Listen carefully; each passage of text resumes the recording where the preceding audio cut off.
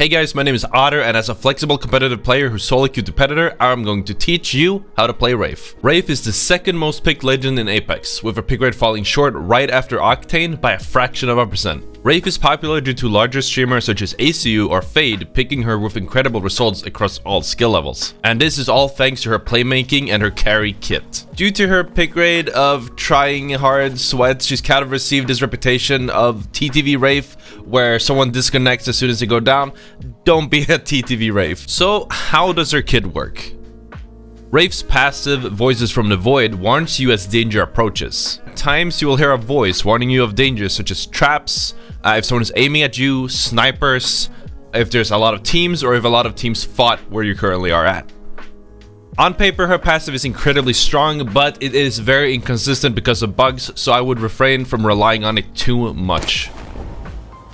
It's a sniper. Her tactical, Into the Void, is the core of Wraith's kit, which allows her to make some incredible plays. After a brief 1-second pause and finger wiggle, Wraith goes into a phase, increasing her run speed by 30%, clearing all debuffs and making her unable to take damage or get stunned until she exits the phase 4 seconds later. Keep in mind you cannot open doors or interact with anything else as well.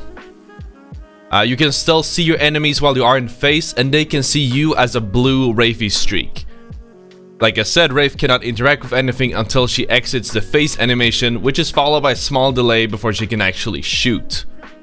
Wraith's tactical is a great tool to reset and reposition if you find yourself in over your head, or even to move up on your enemies without taking fire.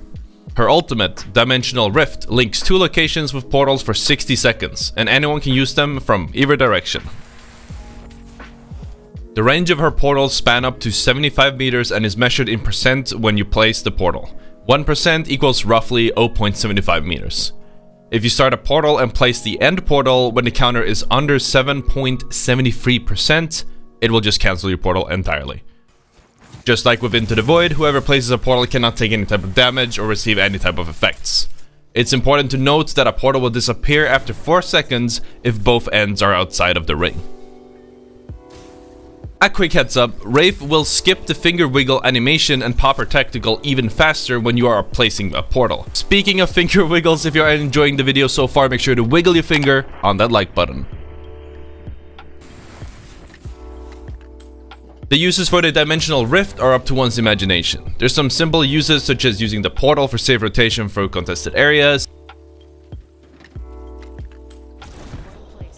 taking less zone damage,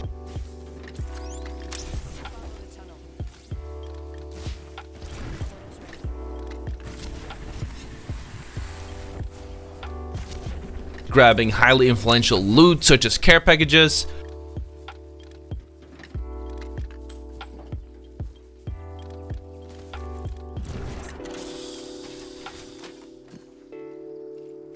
there's portal locking, where a Wraith places a portal in 2 doorways to obstruct entry from the enemy team for up to 60 seconds.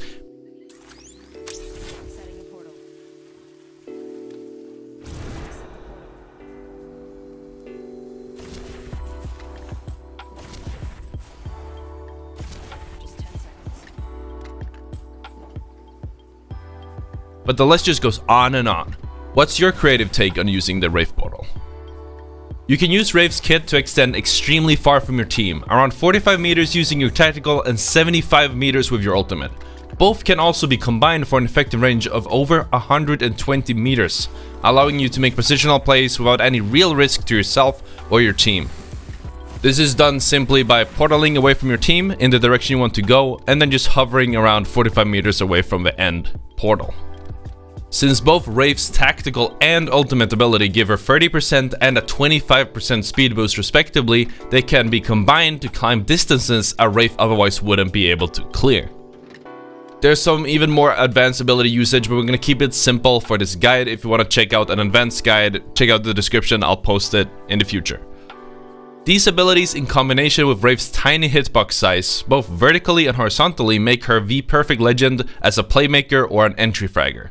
A Wraith is almost never connected to her team and is almost always on the move. Before a fight, she's either looking for a pick, or if a fight has started, she's always on the flank. A Wraith wants to do this because Wraiths win most clean 1v1s in the game due to the hitbox and can easily retreat back to her team and reset before they push in with an advantage. So what weapon loadout should you use if you play Wraith? While this is down to preference, a Wraith ideally wants to play mid to close range weapons, using something like a SMG, such as the R99, a Volt, or a car SMG for quick, reliable damage at closer ranges, with a shotgun as a secondary to work a cover and allow for faster picks. Ideally, a Wraith wants to be very close to enemies, so a Peacekeeper or a Mastiff is the choice. Go for the wipes. Reloading. That was the last one. Otherwise we die, you know?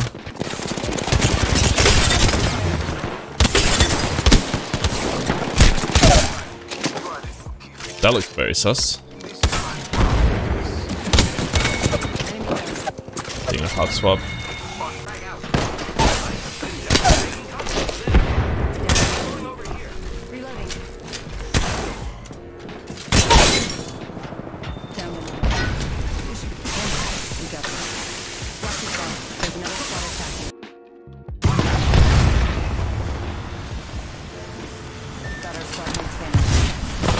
Is this ranked?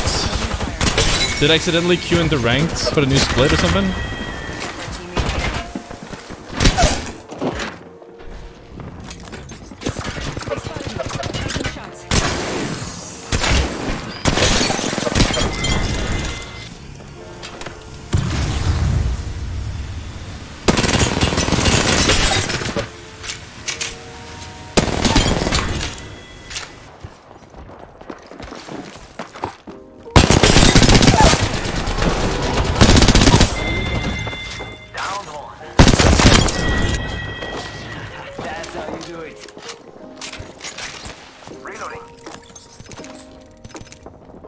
Recharging my shields. Like southern food? I have no idea what that is. That's a very contextual question.